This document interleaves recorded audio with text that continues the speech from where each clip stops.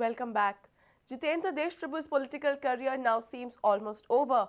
Congress had supposedly loaned him out to the NCP during last Lok Sabha election, and now his own party NCP has dumped him.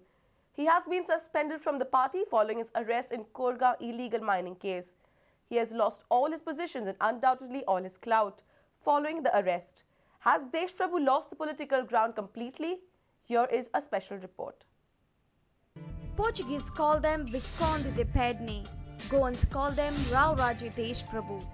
His political career was stormy, controversial and aggressive. When Congress loaned him out to the NCP, it was called the fall of last loyalist pillar of the oldest political party. He lost the election to BJP Shripad Naik with a close margin but attained a formidable position, the Sharad Pawar-led arrangement. He was appointed as the National Secretary of the party and Observer of Gujarat. He was also a permanent invitee of the Working Committee of NCP. But the Korgaon illegal mining case pushed him in the bad books of destiny, and there began his downfall. In addition, he invited ire of the law enforcement authorities and even his party bigwigs by some of his untimely acts.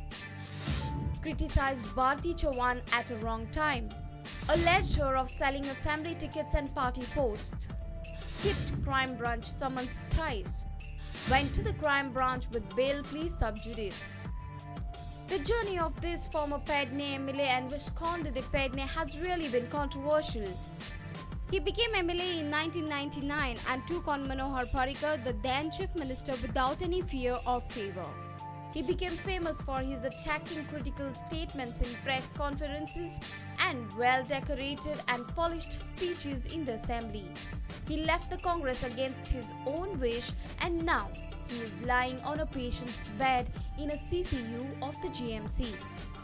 The journey has been truly from the palace to police custody, if not exactly jail.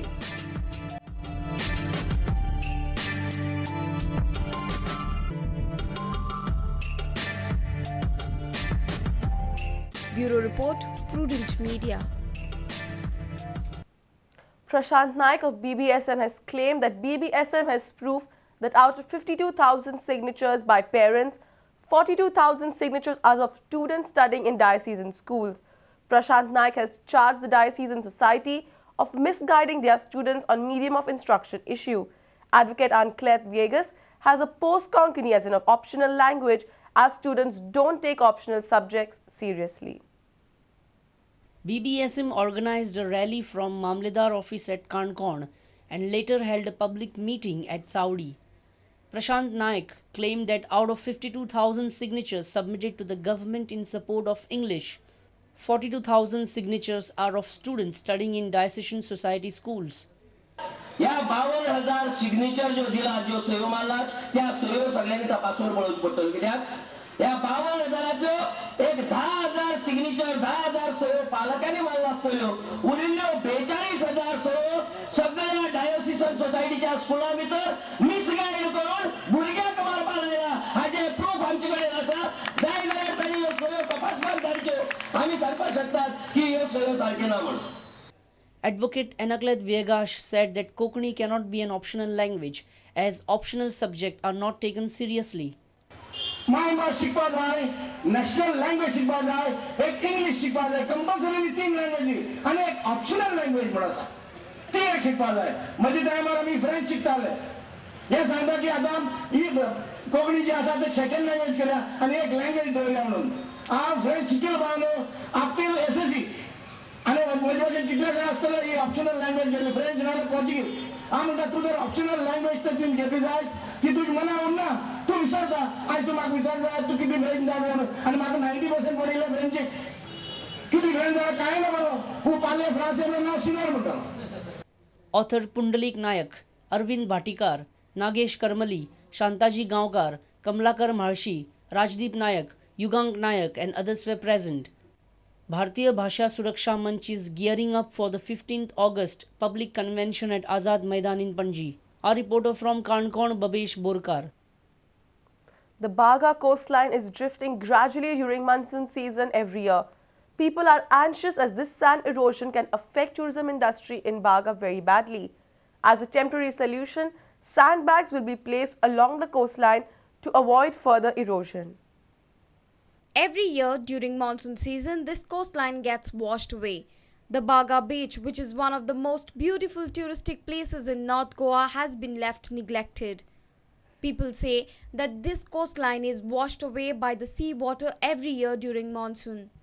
Along with Kalangut MLA Agnel Fernandez, Executive Engineer of the Water Resources Department Pramod Badani, Chief Engineer A. Salelkar and others visited the beach. They informed that a thorough examination of the beach is necessary before coming to any solution.